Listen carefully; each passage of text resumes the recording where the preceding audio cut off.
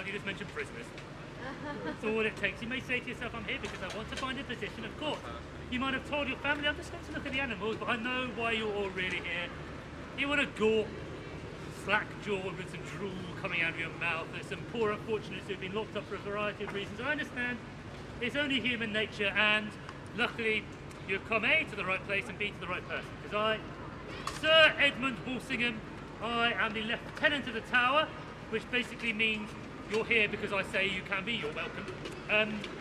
Normally I'm not really minded to pander to the masses like this, but given the situation that we're in at the moment, I think it is right that you should see the security measures that we have in place at the Tower.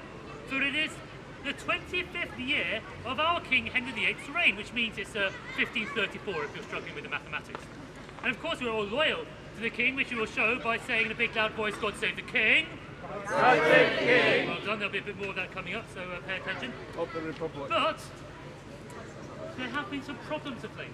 There has been some disloyalty towards His Majesty of late, which is why there have been more prisoners here than at any other point in a Tower's history. And there we have one example coming down here. I say, you there, fellow. My lord, I apologise for interrupting. No, not at all.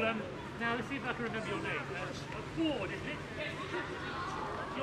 John Ford, good. What are you doing with this one? Oh, I'm just taking this prisoner back to the cell. Good, my good, lord. very good. I understand that you want to visit some of the prisoners today. So, this one's probably not appropriate, my lord, but I do have one ready in the upper salt. Upper salt, eh? Yes. Very good. Now, see, this is what I mean, an example of someone who does their job properly. To look at this man with his common, rude, sunny, ugly face, you might not think he was efficient, but he is. You're doing a very, very good job, Ward. You should be very proud of yourself. Now, carry on. Thank you, my lord. Always a pleasure. Oh, come on, you. Yeah, Hurry up. Yeah, get it. Stand aside there. Let Ford through. Yeah, well, Thank you. Come a bit closer.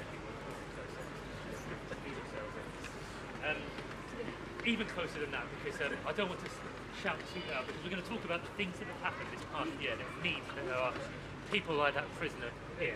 So, obviously last year, 1533, if you're not quite keeping up, a lot's happened, a lot of upheaval in this country. Starting off with the king realising in his infinite wisdom that the Bishop of Rome, the so-called Pope, should have no authority in this country, and therefore his authority was set aside. The king is now head of the Church of England, which means he can decide who does and does not annul various marriages. He suddenly realised that his marriage to the Dowager Queen Katherine of Aragon was actually invalid, and had been for the last 24 years. It could never have happened, and so she was conveniently set aside, and he is now married to his one true queen, Anne Boleyn, and God is clearly smiling on their marriage because they have been delivered of a child.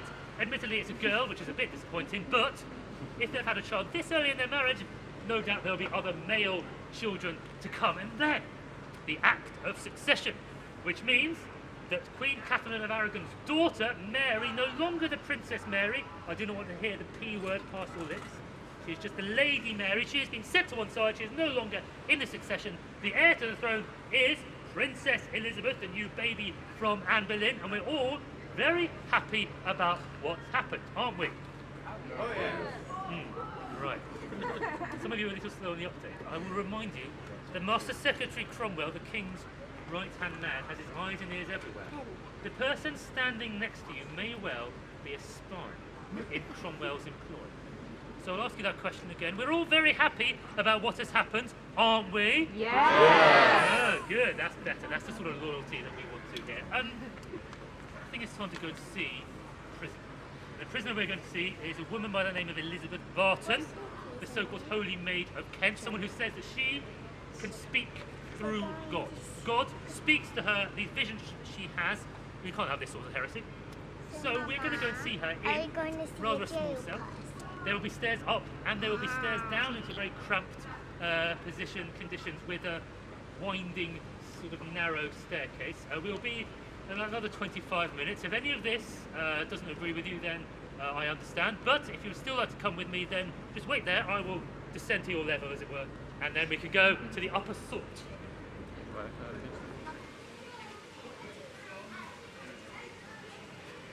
Come on, further in, further in.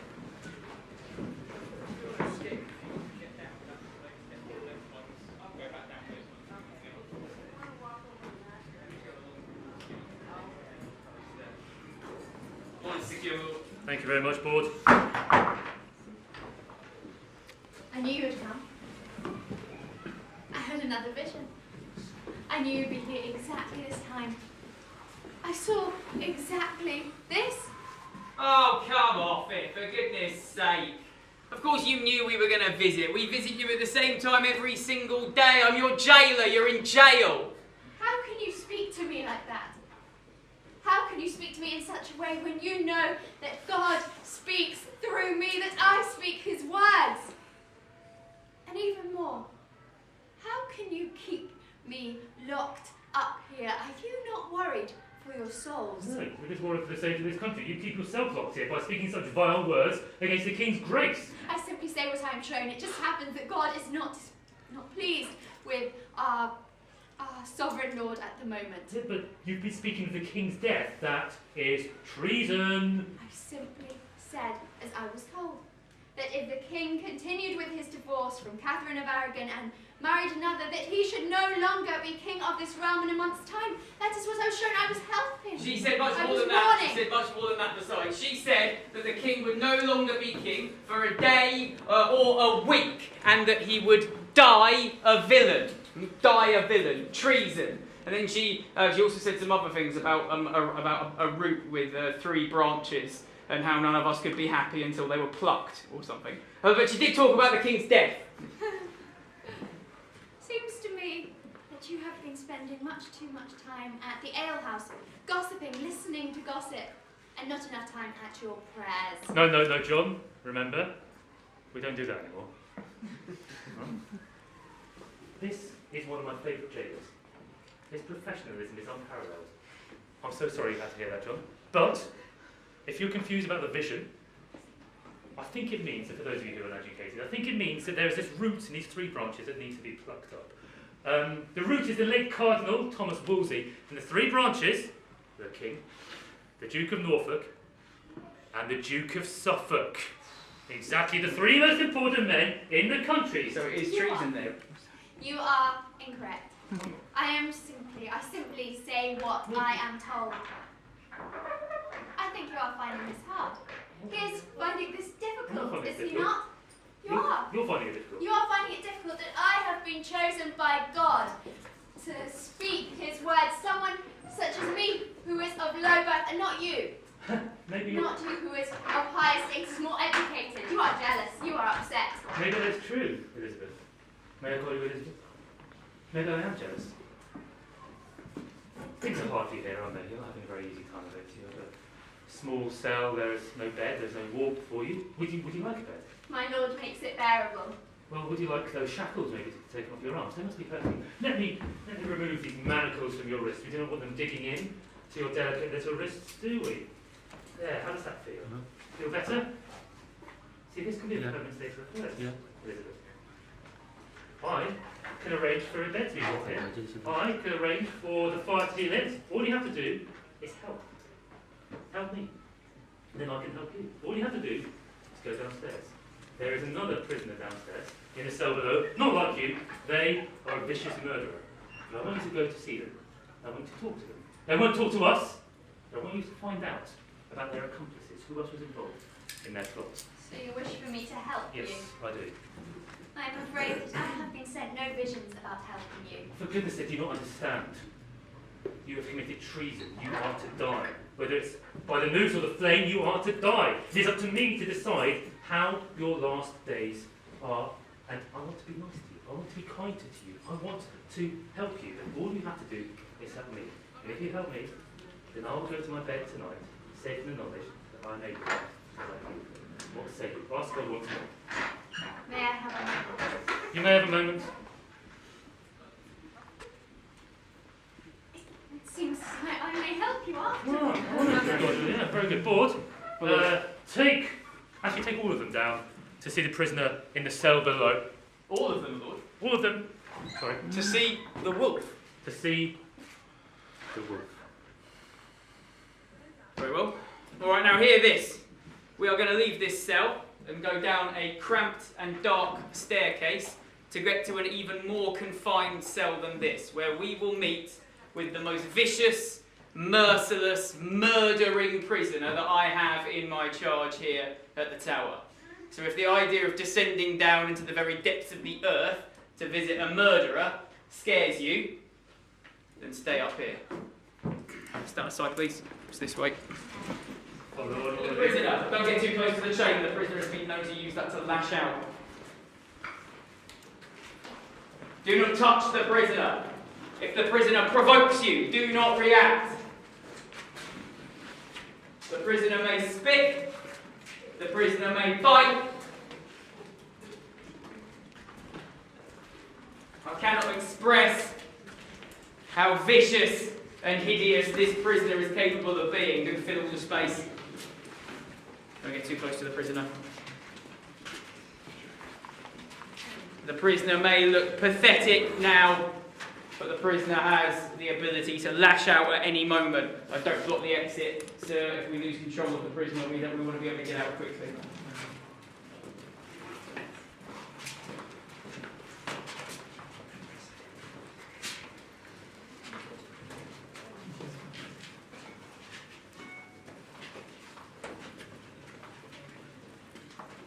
Don't get too close to the prisoner. You're better off staying out of arm's reach of the prisoner.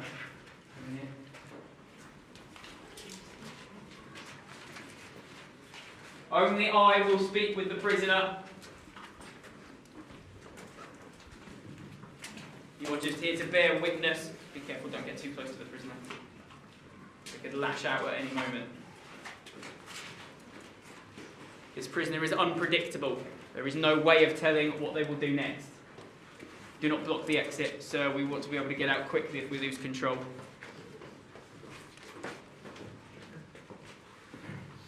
Way in.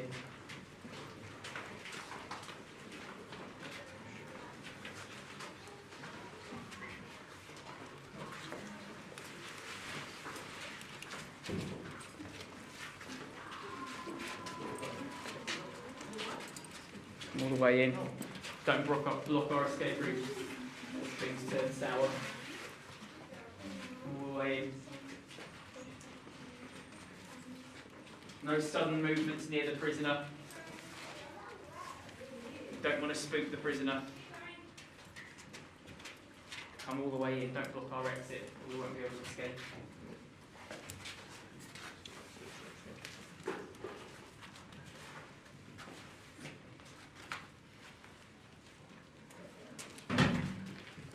Prepare to meet the vicious, murdering, merciless, notorious pirate, Alice Wolfe.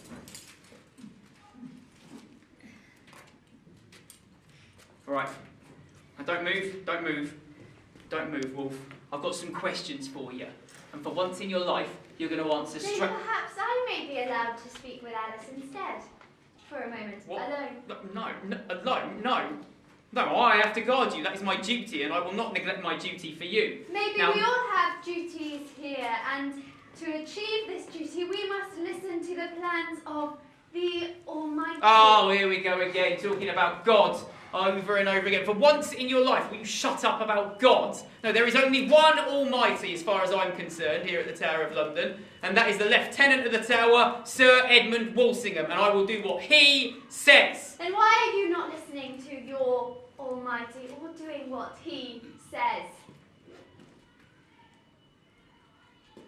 Oh. Yeah. Right, well, I will leave you alone for a minute, but no funny business, you understand? She does not look so bad at all, does she? So terrible. She does not. No, I can hardly believe that what they have said of you. It does not, now that I see you here, you are so sad, so pitiable. But I have come to help you. God has sent me to help you. It is too late for you in this life, but not in the next. Your soul may still be saved, and all you need to do is to speak to God, to confess, to tell him of what you have done, to tell him of anyone who helped you so their souls may be saved too. Tell of where the money money where you put the money. Just speak to him. He will forgive you.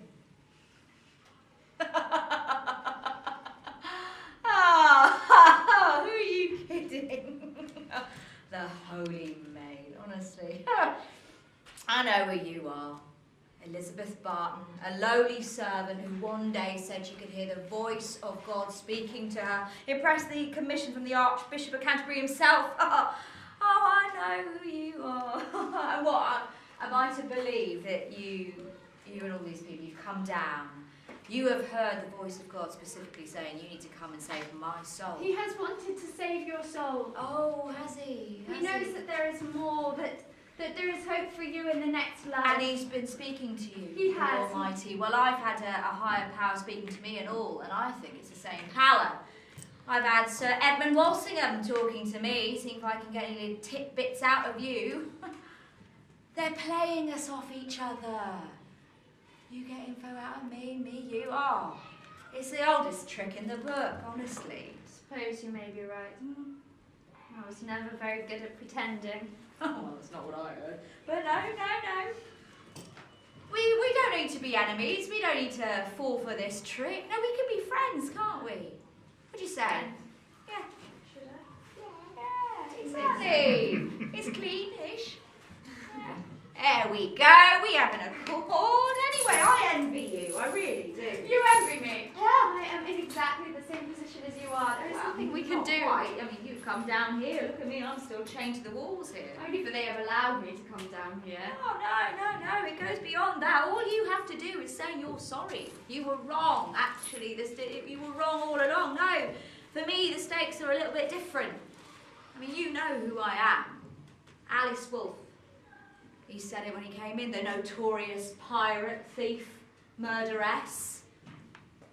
I did all of my work out on the Thames. Yes, I'd lure men. Well, there was a couple of European merchants, lured them onto our boat. My husband slit their throats. We threw the bodies over into the Thames, ransacked their homes, made a pretty packet. Only problem is, the thing we didn't really contend on is that bodies float.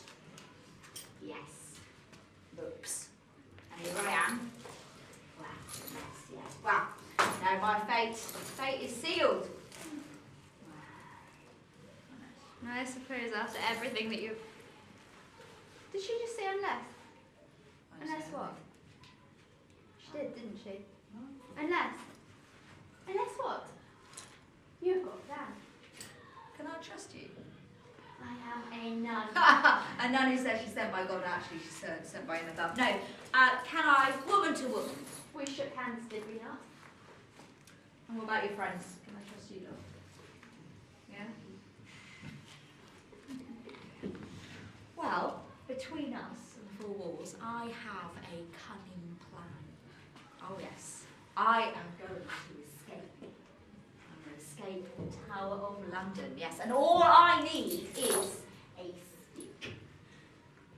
Well, what do you think? My door there, it's only held together, there's a little bone that keeps it in place. I've got a little stick. Lift that up, then I'm out into the outer cell. Then I need something a little more complicated. Thank you very much. Right, forward. Hello? Forward, good. Feet to sort them out. Take that one back up to her cell. I'm sure that one is well shackled. The rest of you come out here. Go on then, Barton. Talk to yourself. We're just trying to finish our conversation. We had more to say. Go on. You, Mary Walsingham, informs me that I'm too loose in your shackles. Oh, well, I do have friends in hard places. You've got very nice hands here, Dan. Thank you very much. I like this shade on you. You see it matches it. Right, round here, come on, round here. We have ways of getting information out of prisoners. Whether we speak to them or whether we put them to the question, we have our ways. And I am fully confident that we will get whatever we need to know out of that prisoner, Alice Wolfe, whether she tells us now, whether she tells us later. And that is because I have full confidence in everybody who works for me. Everyone who works at the tower is somebody who can be trusted, is fully trustworthy. How do I know this? Because of the personal touch. I speak personally to each and every one of the people who come and work for me here. A personal interview I have with them, so I can look them in the eye and I can see there at a stroke whether they have the moral fibre to be able to refuse if there's ever anything that the prisoner might offer them. And I am fully confident that literally every person here, jailer, member of my family, would never do anything to imperil the security of this place. And on that note, I have some lieutenant things to do, so I will go and do those. Stay here. Stand out of the way. Get out of the way. Stay here.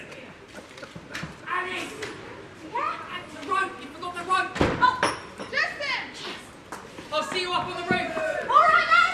I love you! Yeah! I'll be right after you! And so I was. I chased after her, climbed up onto the roof of St. Thomas's Tower. We lashed our 2 ropes together, threw them down onto the wharf, and we slid down the rope onto the wharf. We were so nearly free. There, we jumped into a boat I had prepared by the side of the tower, and we rowed up the river out of the tower precincts. Oh, we were so close. All we had to do now was get to my friend's house in St. Catherine's Dock, where we had 2 horses waiting, and then we could ride out of the city, out of the country, and onwards to a life of luxury and love. But then, at the top of the hill, I saw a lantern swinging. It was a member of the watch. They'd come round their rounds earlier. I hadn't expected it. I looked through the mist and I saw it was my mate Gore. I said, "How do, Gore?" I thought we could get away with it. We could just stroll past him quickly. But he wanted to stop and talk to me. And he took a second look at Alice. And it was clear, once he looked properly, that I wasn't strolling of an evening with a gentleman friend of mine.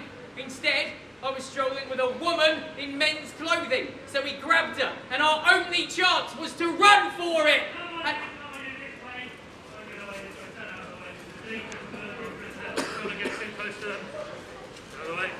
in there, you! Despite her daring attempt, very nearly successful attempt, Alice Wolfe was captured and she was brought back to the Tower of London, where shortly afterwards both her and her husband, John Wolfe, were taken from here about a mile hence to Wapping, where they were executed as is proper for people accused of piracy. They were hanged against the wall at a place of low tide, and there the water would rise and fall, and as it rose it would cover their body entirely, drowning them, and we left them there for 3 courses of the river rising and falling to ensure that they were dead. And then we cut them down and set our minds to dealing with the people who helped her escape. Like you, John Board. Why did you do it? I loved her. You loved her? No. There must be others involved in this conspiracy, so you, John Board, is taken to a small room known as Little Ease, 4 by 4 by 4, where you must stand up or stretch out, and there, who was left for a couple of days, still insisted that he did it for love, so then he was put on the rack and stretched out. Still insisted he did it for love, and John Board went to his execution saying that he had done everything for love.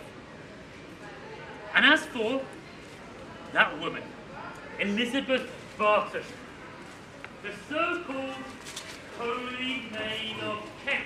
Wait, I wish to recant. I have made an awful mistake. I was wrong. You see, when I was 19, I fell very ill and I started having seizures. And during this time, words of God, religious things started going round in my head. And I predicted correctly the death of a child in a bed next to me. And so I thought, these visions must be correct. And then intelligent men of the church, told me that these visions were coming from God. And so I believed them. And for a while, even the king himself listened to me. But then my visions started to differ from the king's views. And this is where I should have known that I was wrong, for of course God speaks through the king. I have made a mistake. That is all. A mistake, a simple mistake. I beg for forgiveness. Forgiveness? Well, you may well be forgiven, mistress. Are you willing to go around the cities of England, saying what you've just said, recanting your views? I will. In any way you wish me to, I will recant. Good. Off you go then. And I will be forgiven. We'll see about that, but off you go. Au revoir. Thank you. Barton may well be forgiven, but not in this world. For following her tour of the country, recanting what she had said about the king, she was brought back here to the Tower of London, and she was given a merciful death of merely being hanged rather than being burnt alive. And once she had died, her head was struck from her shoulders, placed on a spike, and put over London Bridge, over there, as a warning to all others who would commit heresy and treason against the king. So there we have a nice happy ending, because these wicked women who have tried to destabilise the country with their actions, they have met justice, the full force of the king's law, and now our good King Henry VIII surely will maintain his position of security on the throne, and to that end we will all cry, God save the king! God save the king! Very well done. God save you all, and thank you very much. Thank you.